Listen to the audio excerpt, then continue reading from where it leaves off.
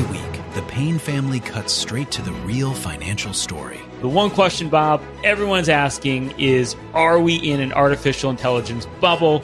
You've been through boom and bust. What do you think? No hype, no myths.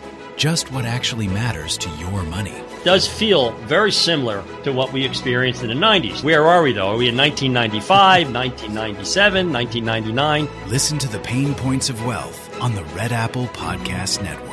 Well, the holidays have come and gone once again, but if you've forgotten to get that special someone in your life a gift, well, Mint Mobile is extending their holiday offer of half off unlimited wireless. So here's the idea. You get it now. You call it an early present for next year. What do you have to lose? Give it a try at mintmobile.com/switch. Limited time, 50% off regular price for new customers. Upfront payment required. $45 for 3 months, $90 for 6 months, or $180 for 12-month plan. Taxes and fees extra. Speeds may slow after 50 gigabytes per month when network is busy. See terms. It's the 77 WABC News Hour. Talking the news with Noam Laden. All the news you need to know with Joe Nolan, traffic, Justin Ellick, sports. And now, Talking the news with Noam on 77 WABC. Yes, that's me. Good morning. It is Friday, January 16th. Your forecast from the 77 WABC Weather Center. Sunshine today, a few clouds, but the story of the day for today and the next week really is the cold temps are back. The high 34.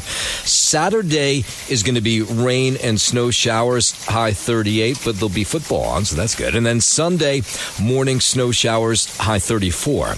Now, if you're walking out the door at this hour, you'll notice right away it's a lot colder than it has been. It is 20 and clear in Rye up in Westchester County. It's 21 and clear in Princeton over in New Jersey. And it's just 22 and clear right outside our Midtown studios. This is the Top 5 at 5.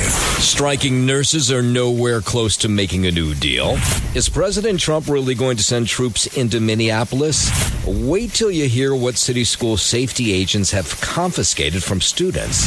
The faithful on Staten Island wonder why they are being attacked. And in one part of New Jersey, they're really going after dog owners who leave behind a mess. All right, let's get into it at 5:01. It is day 5 of the nursing strike here in New York City. And there were supposed to be some talks last night between New York Presbyterian and those nurses. No signs of any progress or a deal. And the pickets will continue again, 7 o'clock this morning. Some 16,000 nurses from 3 different private hospital operations will be back out there. What is your problem? You need to come to the table. New York Presbyterian and Nurses Union were sitting down for talks last night, although that picketing continues. Montefiore, Mount Sinai will meet with union negotiators today. At least that's what we've been told. Now, that may have changed in the last couple hours, but that's what we were told. There'll be some sort of meeting with those hospitals and a mediator. Nurses are demanding lower staff-to-patient ratios, better health care benefits, and workplace safety improvements. They prefer profit over staffing and profit over workplace violence. The 3 private hospitals have said they've been unable to meet the demands of the nurses and have hired these temporary replacements to fill in for about 15,000 nurses. The nurses are demanding better health care benefits, but have other issues like pay as well. 5:02. Verizon wireless customers not impressed at all with the company's response to Wednesday almost nearly all-day outage. The outage knocked out voice and data services from right about noon Wednesday until well into the night. Can you hear me now? Yeah, about 1 day later we could, so Verizon has offered a $20 statement credit as they admit they did not meet the standard of excellence customers have come to expect. The wireless giant saying the $20 credit is not meant to make up for what happened, but rather acknowledge customers' time. And customers will receive a text message when the credit is available to be redeemed. James Flippin for 77 WABC News. Yeah, I don't know what would have made people happy, but 20 does seem not like a whole lot of cash. Up to Muncie in the Hudson Valley, a child hospitalized after falling from a moving school bus in Muncie. Police say they responded to a call 5 p.m., 70 Main Street. This unconscious person learned it was a boy who had somehow accidentally activated the rear door release on a school bus while it was in motion. The child fell onto the road, but thank God, a car that was right behind the bus was able to stop in time so he was not hit. I'm really sorry to hear that. As a parent, feel bad. I would not want to hear news like that. But it's horrible. I don't like it, especially with kids and everybody. I don't like that. Yeah, so here's what we were being told. He was taken to Westchester Medical Center in serious condition with a head injury as of last night. Officers were telling us that they believe the boy is now in stable condition. Governor Kathy Hochul says she's going to fight for New Yorkers' rights in regards to ICE raids here in New York State. The governor is proposing that ICE agents should not be allowed in sensitive places without an order signed by a judge. We should not be able to allow ICE agents masked and armed to walk into this child care center in search of a parent or one of our workers, or going to a place of worship or a hospital. Hochul is also pushing for legislation that would allow New Yorkers to sue immigration and customs enforcement agents if their rights are violated. I'm Lisa Ritchie for 77 WABC News. WABC News Time 504. Lawyers for the alleged Gilgo Beach serial killer trying to throw out one of the charges ahead of his trial that'll take place later this year. In a lengthy 178-page filing, the defense for Rex Heuermann is requesting to dismiss one of the murder charges and for prosecutors to turn over records regarding two men the defense may suggest as alternate suspects. Suffolk County Supreme Court Justice Timothy Mazzei gave the district attorney until March 3rd to respond to this motion. Heuermann's next in-court appearance is a couple weeks later on March 17th, when the judge will decide if there will be any other pretrial hearings. The trial itself expected to start right after Labor Day. I'm Liz Radabali for 77 WABC News. Let's head over to Philadelphia, where the Department of Justice says it busted up an NCAA basketball gambling conspiracy. And this was a scheme that spanned 3 years and eventually enveloped 17 NCAA Division I men's programs. That's Pennsylvania United States Attorney David Metcalf, who unsealed this indictment yesterday in Philly. The DOJ calling it a transnational criminal conspiracy that began in China with former college and Chicago Bulls player Antonio Blakeney. Now, the indictment alleges that Blakeney was having so much success fixing games in China as a player that he moved the operation stateside with another number of co-conspirators. It eventually enveloped 17 NCAA Division I programs, 39 players, and 29 games that we allege were either fixed or attempted to be fixed. Now, is any of this surprising to you with all the gambling that is so accessible now? It isn't to me. David Metcalf goes on. He explains who the point fixing worked and how it worked. If a team was favored to lose by 4 points, the player would receive a bribe to underperform so that his team would lose more than that. Yeah, so the group allegedly recruited 39 Division I players on teams in the Big East, Atlantic 10, Sun Belt conferences. The players are accused of underperforming on the court to impact the point spreads. This comes, of course, just a month after another FBI investigation into sports gambling led to the arrest of Miami Heat player Terry Rozier. Pennsylvania attorney David Metcalf says there may be more charges coming out coming days and coming weeks. WABC News Time 5:08. The White House says the Insurrection Act is a tool available to President Trump as protests over ICE operations continue in Minnesota. White House Press Secretary Caroline Levitt. It has been used sparingly, but it has been used by previous presidents in American history. Use of the Insurrection Act could lead to deployment of the National Guard. Levitt went on to bash Democratic leaders using their platform, she says in her words, to encourage violence against law enforcement in Minnesota. Now, she specifically called out Minnesota Governor Tim Walz. Here's more from her. That now for more than a year, you've had elected Democrat governors and mayors who have basically held their state and local law enforcement hostage and told them you cannot cooperate with federal law enforcement. And these Democrat mayors and governors are doing this over what? Over the lawful and legitimate law enforcement operations to remove violent criminals. Now, the Border Patrol chief says the protests are getting out of hand in Minneapolis because local police are not not working with ICE there. Greg Bovino says, unlike in other states, Democratic ones, by the way, Minnesota is stopping police from helping ICE keep the protests under control. Anytime we can work with the state and local, as we did in Louisiana, somewhat in Illinois, and North Carolina and other places, that's always a success for all of us. Now, as an example, Bovino said cops worked with ICE in Illinois to maintain control under the leadership of Democratic Governor J.B. Pritzker there, who Bovino says is no friend of ICE or President Trump. Even in Illinois, still allowed state and locals to come in and work with the federal government to make that Broadview facility safer. Now, Homeland Security Secretary Kristi Noem, she was at the White House yesterday. She says people need to be ready to prove their U.S. citizenship if requested by ICE agents. In every situation, we're doing targeted enforcement. If we are on a target and doing an operation, there may be individuals surrounding that criminal that we may be asking who they are and why they're there and having them validate their identity.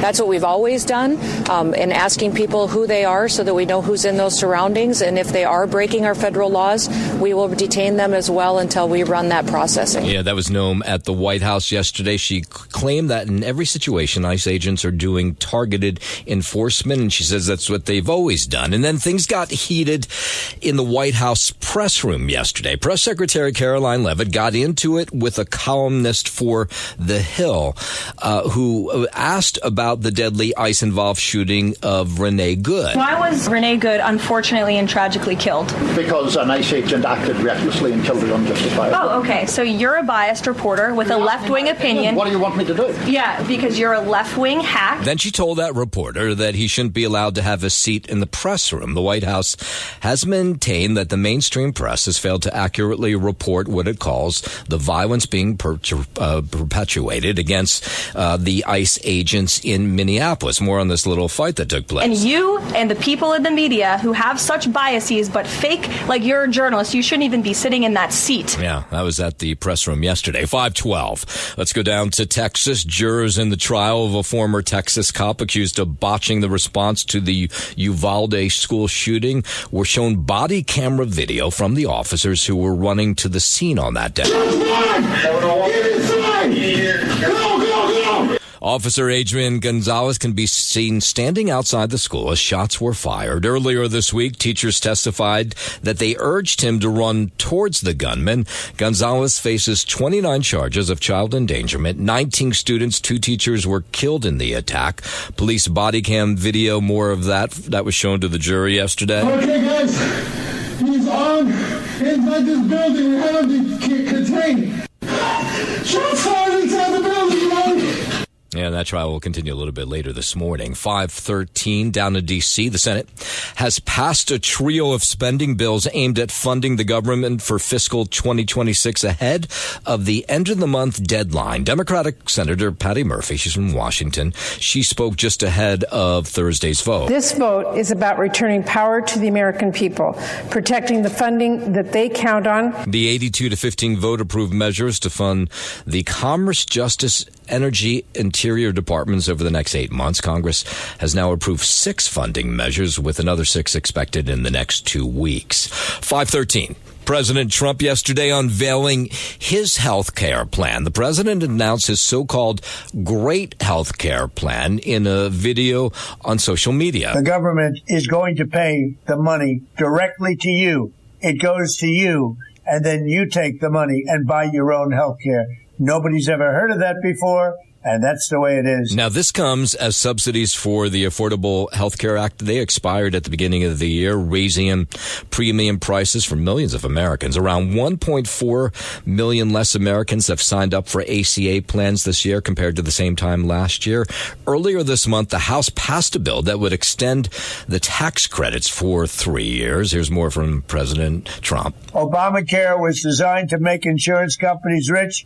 I call it the Unaffordable Care Act, with billions of dollars in taxpayer subsidies that helped their stock prices skyrocket over 1,700%. Now, the president urged Congress to pass this new health care plan. I'm calling on Congress to pass this framework into law without delay. Have to do it right now so that we can get immediate relief to the American people, the people I love. 5:14. Iranian officials say a protester who was reported to be facing execution has not been sentenced to death. Correspondent Keir Simons reports that Iran's judiciary made that claim after the scheduled execution of a 26-year-old demonstrator was postponed this week. That was after his family had said they feared that he was hours away from execution. President Trump saying that one of the reasons that he has pressed pause on a strike on Iran is because it is said there will not be executions of protesters. Irfan Soltani was believed to be the first Iranian protester to be given the death sentence since the current unrest began back in late December. Arab governments have been telling me this week they were worried about the potential for chaos in Iran, and President Trump, speaking to Reuters, expressing doubts about who would take over if the regime fell. This region is still tense. The president leaving his options open. Now President Trump seems to be holding off, while exclusive reporting from NBC News says Trump wanted any action to be swift and decisive. But according to a U.S. official and two others familiar with the conversations, he was told there was no guarantee the Iranian regime would quickly fall. And we're being told the UN Security Council, which met yesterday to talk about Iran, will meet again to discuss the crisis that's unfolding there. In a moment, we'll go from Iran over to the Middle East. Well, I guess that is in the Middle East, but we'll head over to Gaza and Israel and tell you about this latest ceasefire plan. We'll do that in a moment. But first, 5:16, let's head over to the 77 WABC Sports Desk. Happy Friday. Good morning, Justin Ellick. Happy Friday. Good morning to you, Noam Layden. Start with the big news out of the MLB yesterday. The big fish. He has been baited. Kyle Tucker, the consensus, I should say, best player available in free agency, agreed to join the Dodgers last night. Sources told ESPN. A little more than a month after star closer Edwin Diaz did the same. Tucker's deal is for 4 years at $240 million and includes opt-outs after the second and third seasons. Sources also told ESPN Tucker he will turn 29 on Saturday. He comes in as the everyday right fielder and joins a star-studded lineup that includes Shohei Ohtani, Freddie Freeman, Mookie Betts, Will Smith, and Max Muncy. And that's leaving out the rest of that lineup, which is probably also going to make the All-Star team. So there you go. Out in the National League, the Dodgers getting even stronger. To the NFL divisional round coming up this weekend. We're looking ahead to tomorrow and Sunday. Starting tomorrow at 4:30 p.m., it's a 6-seed Bills at the 1-seed Broncos. Broncos there are 1.5-point favorites in the AFC. And tomorrow night at 8 p.m., it's the 6-seed 49ers. In the NFC, you can see 1-seed Seahawks. Seahawks there, 7-point favorites at home. Come Sunday at 3 p.m., 5-seed Texans will take on the 2-seed Patriots out in New England.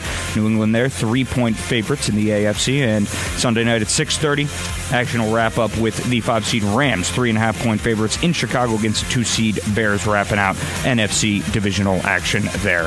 Head to the hardwood in San Francisco last night, where the Knicks lost 126-113 to the Warriors. Deuce McBride and OG Anunoby scored 25 points each, and Mikal Bridges had 21 as New York lost for the 7th time in 9 games. Up next for the Knicks, they'll host the Phoenix Suns tomorrow night. Nets will be back in action tonight at 7:30. They'll welcome in the Chicago Bulls. And on the ice in Edmonton, Ilya Sorokin made 35 saves for his NHL-leading 5th shutout of the season. Anthony Duclair scored the game's only goal in the third period on the power play, and the Islanders edged the Oilers 1-0. Up next for the Owls, they'll play at Calgary against the Flames coming up tomorrow. That is your Sports Now, man. I'm Justin Alec at 77 WABC. WABC News Time 5:19. The Gaza ceasefire plan moving into its second phase now. Correspondent Matt Bradley reports U.S. envoy Steve Witkoff made the announcement yesterday. This was supposed to happen months ago, but there were many, many problems, according to Hamas, in unearthing and finding a lot of the bodies of deceased Israeli hostages inside the Gaza Strip. There is still one body that remains in violation of the terms of the first phase of this ceasefire. Now, under phase 2, a Palestinian technocratic government will take over day-to-day governance of the Gaza Strip. It'll be led by a deputy minister in the Palestinian Authority government. The group so far, even though it accepted the terms of the ceasefire, hasn't really said that it will disarm, even though Israel and the United States have both insisted that disarmament be part of this process. We haven't actually heard Hamas agreeing to it. That could be a very thorny problem as everybody seems to move along into phase 2 of the ceasefire. And so far, it seems like all sides have accepted and welcomed the announcement by President President Trump's special envoy Steve Witkoff last night, saying that this ceasefire that is now in its 4th month is now ready to go from phase 1 to phase 2. That's not the only issue here. The Israelis have continued to launch airstrikes against multiple Hamas targets, they say, in the Gaza Strip, killing hundreds of Palestinians, most of them civilians, and all this, according to Palestinian health authorities in Gaza, which is ruled by Hamas. Now, what they're most worried about was the Palestinian Authority, as they're in charge, is how they'll figure out to disarm Hamas. That for sure will be the toughest part. 521, let's bring it back home. Out to California, where the Attorney General there is investigating X, Twitter, after its AI chatbot Grok started creating sexualized deep fake images. AG Robert Bonta says tens of thousands of graphic images, including those of women and girls, were on the X platform between Christmas and New Year's. And since this is a company that is allowing this, it is a decision. It is not something that's accidental. It's not a bug. That's the Attorney General, who's urging a federal probe, wants to know how the company will prevent further abuse. There are questions while we're in California whether a proposed bill in the state legislature there would keep President Trump off the ballot for a third term, and whether that's actually legal. Experts say that, yeah, the state apparently has this power. It's pretty straightforward, actually. The 22nd Amendment disqualifies somebody who's been elected to the presidency twice before. Matt Coles, he teaches UC Law in San Francisco. He says the federal government sets the dates for election, but that's it. Everything else falls under the power of the state. Every other aspect of the presidential elections is to be conducted by states. The states have the power, indeed the obligation, to enforce the qualifications for the office of president. Now, President Trump has repeatedly talked about a potential third term. He even gives out hats that say Trump 2028 to some who visit the White House. NASA has plans to roll out the Artemis II rocket as soon as this weekend. It's in preparation for the next moon mission. The rocket is set to roll out to Launch Pad 39B at Kennedy Space Center on Saturday. The move marks a major milestone for the first crewed lunar mission in over 50 years. NASA could launch the rocket as soon as February for a crewed flight around the moon, but a moon landing won't happen until later. I'm Tammy Trujillo. 35 people are known to have been sickened in what is described as California's largest ever outbreak of mushroom poisoning. Dr. Craig Smolin of California Poison Control says 3 of those patients, all adults, have died and 3 have required liver transplants. All of these patients have either independently foraged for wild mushrooms or were part of a family or a group foraging for the mushrooms. That's to say that they didn't purchase mushrooms from a store or a farmer's market or a restaurant or any other vendor. Strange story, right? The victims range in age from 19 months to 67 years old. The poisonings linked to the death cap mushroom. Smolin warns that a single bite can cause toxicity and that no amount of cooking or freezing would inactivate that toxin. That's what makes this thing so dangerous. The fact that we had 35 cases in a matter of 2 months is really very concerning, and it's a very deadly toxin, especially as people are ingesting and not recognizing how damaging that can be. There's no cooking of the mushroom or freezing of the mushroom that would inactivate the toxin. So that is also, whether or not you cook it or don't cook it, you still will develop liver toxicity. Yeah, so California is now being advised not to forage or eat wild mushrooms. 525, the World Health Organization says it's trying to slow down the consumption of sugary drinks and alcoholic beverages. A report from the organization says sugary drinks are getting cheaper, and that fuels obesity, heart disease, and other health issues in young adults and children. The World Health Organization pointing to high sugar products like fruit juices, sweetened milk drinks, and ready-to-drink coffees and teas that are tax-free in many places. The World Health Organization calling on governments to significantly raise taxes on sugary drinks and alcohol with the goal of reducing consumption. James Flippin for 77 WABC News. GoFundMe donations suspended for a Ford employee, TJ Sabula, and they have reached more than $800,000. He was the one that started screaming at President Trump when he made a visit to the Ford factory in Detroit. Sabula was suspended after he heckled President Trump Tuesday at the Ford River Rouge plant in Michigan, yelling, quote, pedophile protector, leading Trump to mouth an expletive at him and flip him off twice with his middle finger. Sabula is being paid while suspended. Democratic Congresswoman Rashida Tlaib of Detroit called Sabula a national hero and says Trump is protecting pedophiles. She called for the Epstein files to be fully released.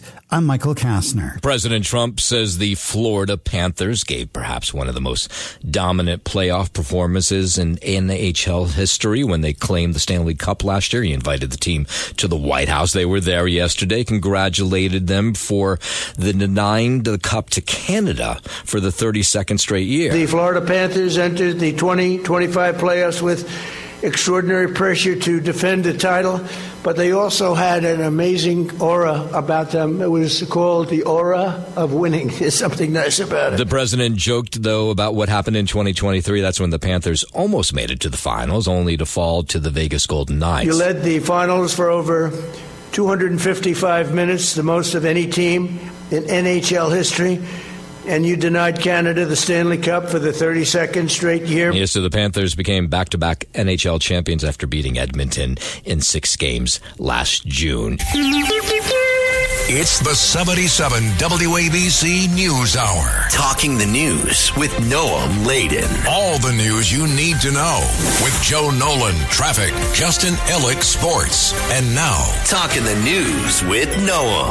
On 77 WABC. Yes, that's me. Good morning. It is Friday, January 16th. Your forecast from the 77 WABC Weather Center. Sunshine today. A few afternoon clouds, but the high's only going to be 34. And then the weekend looks like this. Saturday, rain and snow showers, the high 38. Sunday morning, snow showers could get about an inch of snow, the high 34. If you're walking out the door with us right now, so happy you are. It is 20 and clear in Rye up in Westchester County. It's 21 and clear in Princeton over in New Jersey.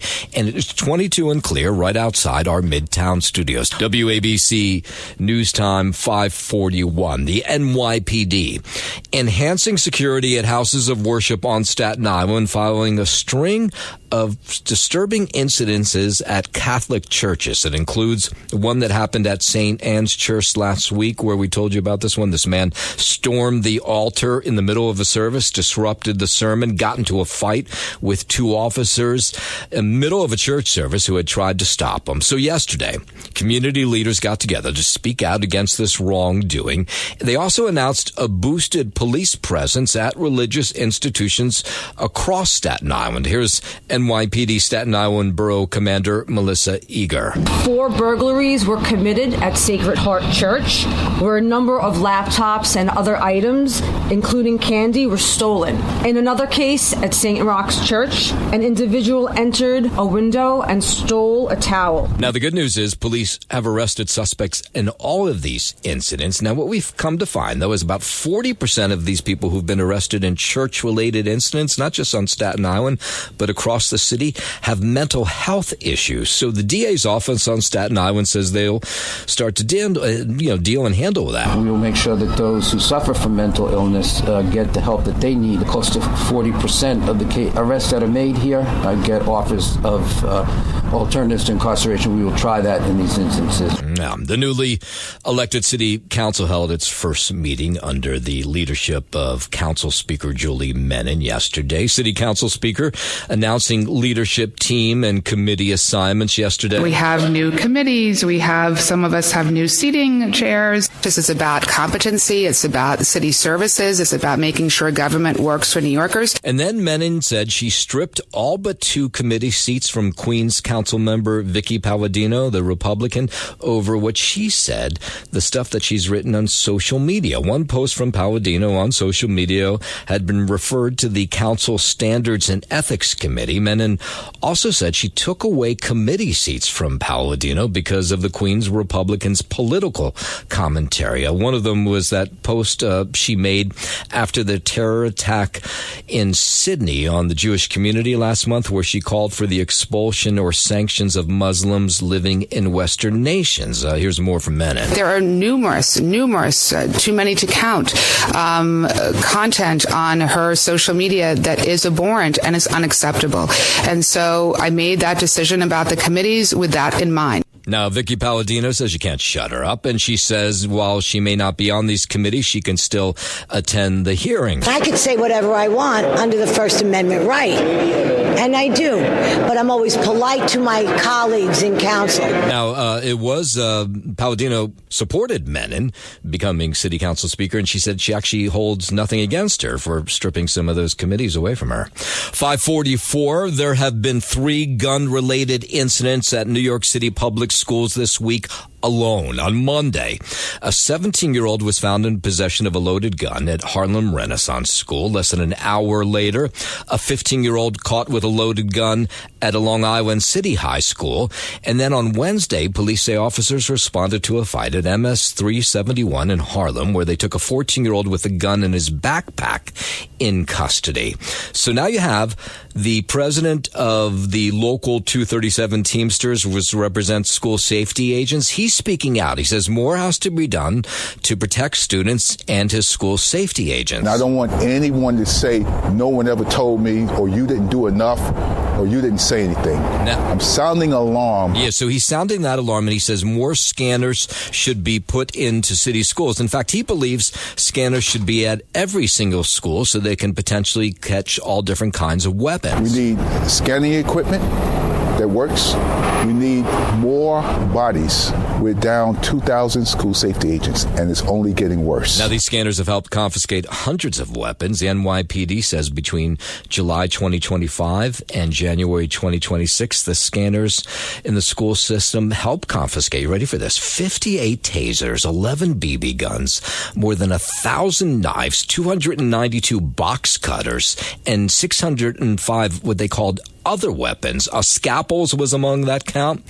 So that's why this school safety agent guard and the head of the union wants to put more scanners in. But not all parents are on board with the enhanced security. I don't think it should be in every school. I feel like if it's necessary, then it should be there. Going into the bank or like going into the airports, things like that should go on in the school. I don't think it's too much, but at least for the safety of the kids. Yeah, so you hear parents on both sides of that issue. 546, let's head over to the 77 WABC Sports Desk, and here's Justin Ellick. Thank you, Noam Layden. Start with big news out of the MLB here. Kyle Tucker, the consensus best player available in free agency, agreed to join the Dodgers last night. A little more than a month after star closer Edwin Diaz did the same. Tucker's deal was for 4 years at $240 million and includes opt-outs after the second and third season, so the Dodgers get stronger. Head to look ahead to the divisional round in the NFL starting tomorrow, 4:30. The Bills at the Broncos. Broncos 1.5-point favorites there. Tomorrow night, 8 p.m., 49ers at Seahawks. Seattle, 7-point home favorites in that one. Come Sunday afternoon, 3 p.m. kickoff for the Texans and the Patriots in New England. Pats are 3-point favorites in that contest. Before Sunday night at 6:30, the Rams will visit the Bears as 3.5-point favorites in Chicago. Who do you have? Any upsets?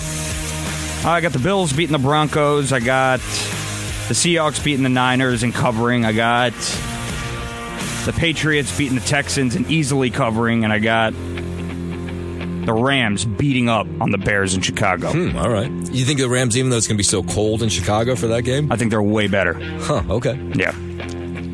I got the MVP on that team, man. Matt Stafford. Manny Stafford. How much money you got on this?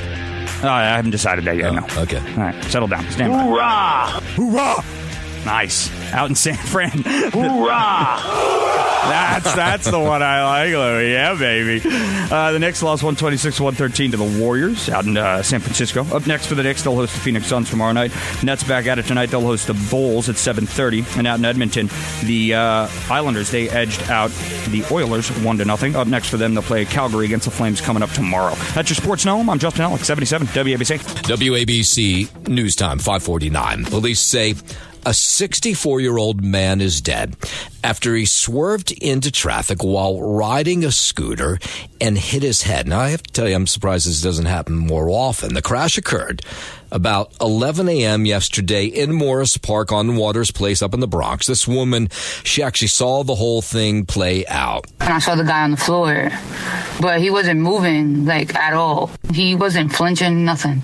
And you just saw, blood everywhere. Now, initially, police had told us that a car had run into him, but now further investigation found the man just failed to navigate traffic when he fell. No car hit him. EMS responded to the crash. Unfortunately, they pronounced him dead at the scene. It's a very aggressive block. That area, it's really bad. It's just a very busy block, but that area alone is very dangerous. You just got to be a little bit more cautious. Yeah.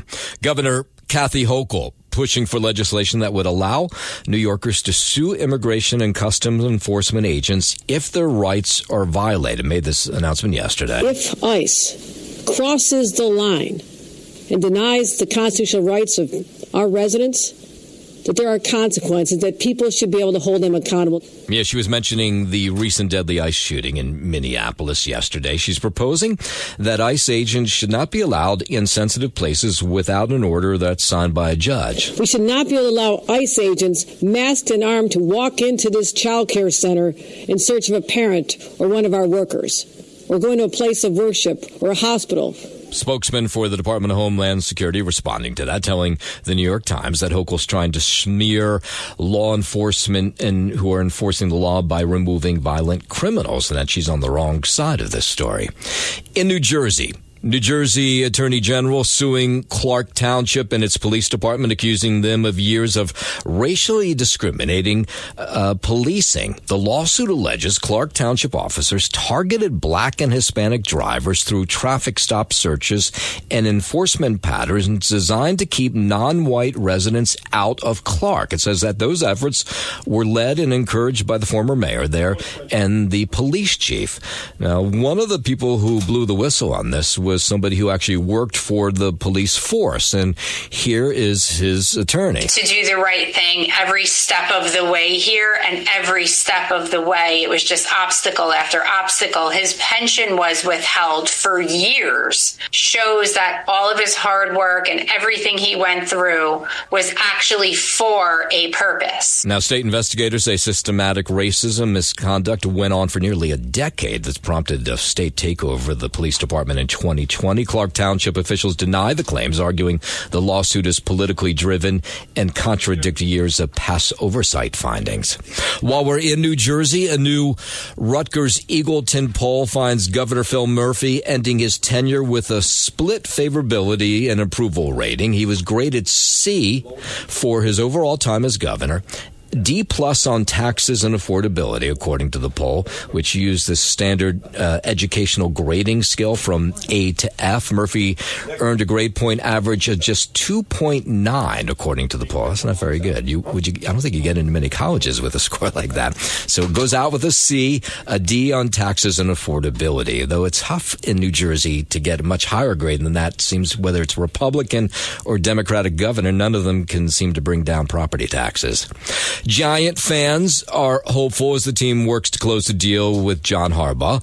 Giant fans say a new coach is one major aspect of getting the team back on track, especially with Jackson Dart now as the starting quarterback. Here are fans who are hoping this deal will get done. He's a good coach, and also we'll see. But coaches don't play, only players play. So I like that. The Giants need a coach that can get them some wins and maybe get them to the Super Bowl. Great coach. I think he'll fit right in. Let's see what happens. He'll be fine. It's a good thing. It's a 10 out of 10. Now, nothing's been announced yet. They spent the whole day with the Giants. It's pretty much done. But it hasn't been announced yet. I know, but he got $17 million a year with Baltimore. The Giants are giving him $20. But what if he's doing a 5-year, $100 million deal? He's already hiring coordinators. He's bringing Todd Monken with him. But did he? So, he didn't hire them yet? Yeah, he did. He's already told Monken, you're coming to New York. So, and actually, he had a phone call with the fat, stupid ex-coach, Brian Daboll. Right. And Daboll said it's a great nice thing to call him. What did I call him? Fat and stupid. Isn't that what he is?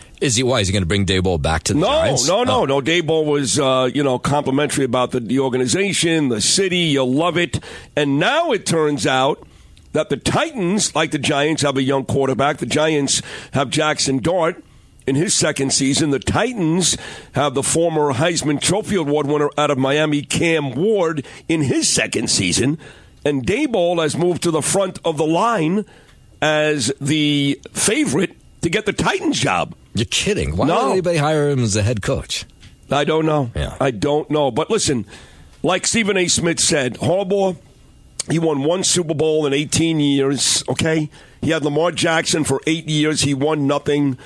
And so, while, yes, I'm a Giant fan, I'm excited. We haven't had a real head coach since Tom Coughlin, right? All those years of Joe Judge and Pat Shurmur and, Ben McAdoo and Daboll. This is a real head coach. That's good news. But before you get ready for a ticker tape parade, one Super Bowl in 18 years, he ain't Chuck Noll. No. He's not Bill Belichick. So take a deep breath. You can be excited. It's a big deal.